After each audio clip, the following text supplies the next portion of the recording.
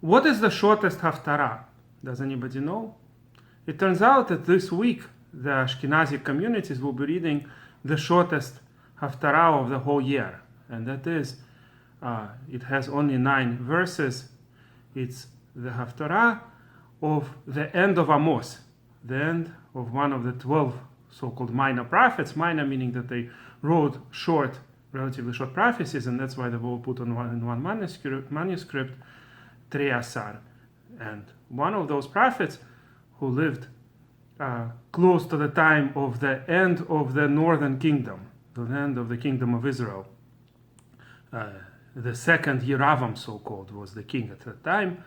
So this prophet, who, by the way, was not even a professional prophet, if you could call it that way, he was a shepherd, and he prophesied, and there are a lot of social issues that he covered, and sometimes called rich people and the aristocracy, if you could call it, called on them for their sins.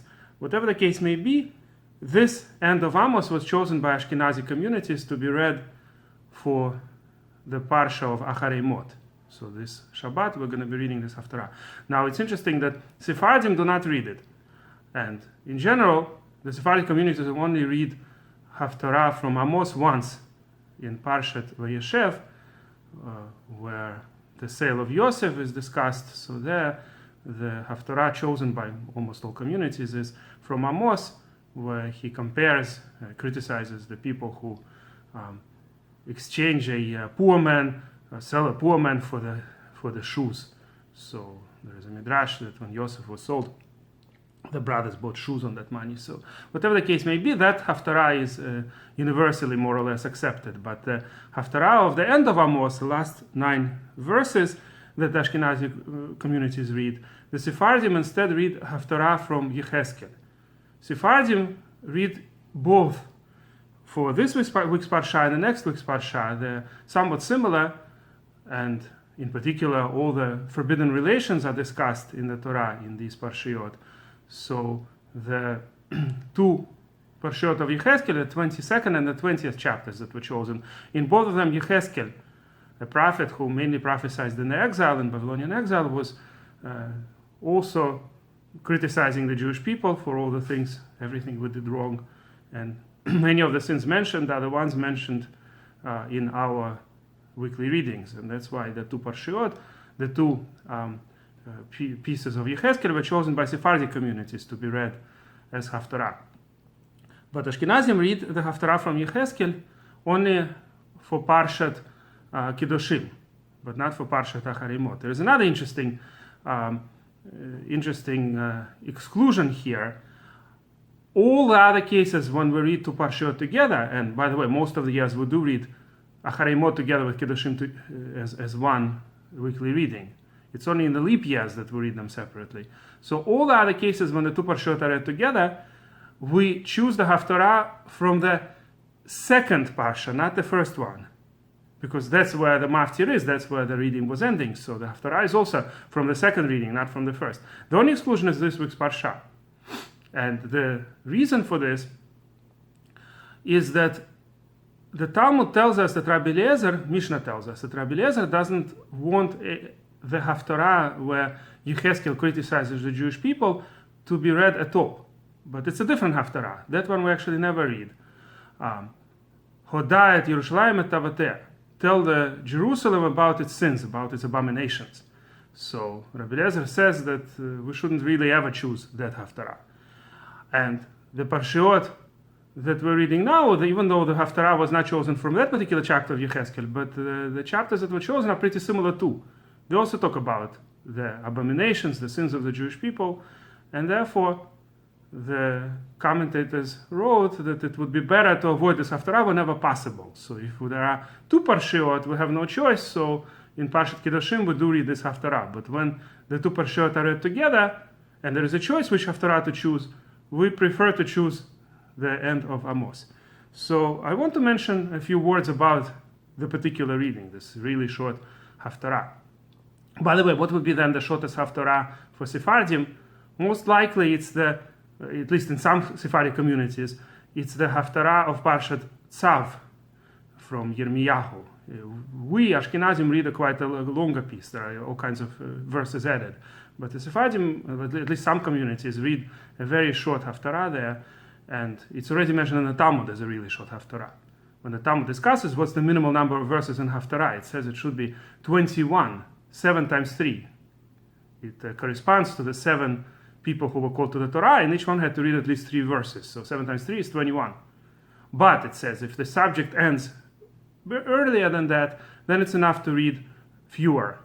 And as an example, it talks about this Haftara of Parshat Tzav. By the way, what's then the longest Haftara? Anybody knows? By Ashkenazim, the longest Haftara would be Parshat Beshalach. We read 2 full chapters of the book of Shoftim. Sephardim only read the Song of Devorah, but Ashkenazim read both the 4th and the 5th chapter of Shoftim, and that's a huge Haftarah. By Sephardim, probably the longest Haftarah is the Mincha of Yom Kippur, when the entire book of Yonah is read. Anyway, coming back to our piece of Amos, starting with the 7th chapter. That's where the Parsha starts. Halo kivnei kushim atem li. You are like Ethiopians to me, the children of Israel. Meaning Hashem says to the Jewish people, you are no better. Look, I took you out of Egypt, right? But Plishtim, the Philistines, they came from Kaftor, maybe Cyprus or Crete or one of those Greek isles, right? Meaning it's other nations also that came out from somewhere. That's one of the possible translations. The truth is there are various translations of this verse. There are many different interpretations exactly what this verse means. Radak, one of the major commentators, says that it's incredibly difficult to translate this verse, and there are various possibilities offered. So I took what seems to me the most simple pshat, that Hashem criticizes our people, that we behave like any other nation. We're not really doing anything that we're supposed to do, and even though Hashem took us out of Egypt, but there are other nations that came out from various places. So why do you think you're so special? And then he continues, behold, the eyes of Hashem are on the sinful kingdom. I will destroy it from off the face of the earth, except that I will not utterly destroy the house of Yaakov, says Hashem. Meaning that you will also be exiled, as the prophet will say in a moment, but you will come back. I will command, sift the house of Yaakov among all the nations, as corn is sifted in a sieve. Yet shall not the least grain fall upon the earth. Meaning when the sieve is used and all the grain is shaking and falling in all kinds of earth, that's the kind of exile of the Jewish people all over the place. Everybody moves somewhere. Some move far away, some move a little bit. There were a lot of Sephardi Jews who lived not far from Eretz Israel, but basically the Jews are all in exile. And then all the sinners of my people will die of sword, who say the evil will not overtake or meet us. Meaning the people who say, well, nothing will happen. Everything is going to be just great. And then on that day, meaning in the end of days, I will raise up the tabernacle of David that is fallen. And in the end, the prophet concludes that the Jewish people will be brought back from captivity. They shall build the waste cities, inhabit them, plant vineyards, and make gardens, eat their fruit, and plant their land, and they will not be plucked out of their land, which Hashem gave them. This is the end of Prophet Amos, and this is what all Ashkenazic communities will be reading as Haftarah the coming week. And if you like this video, please press like.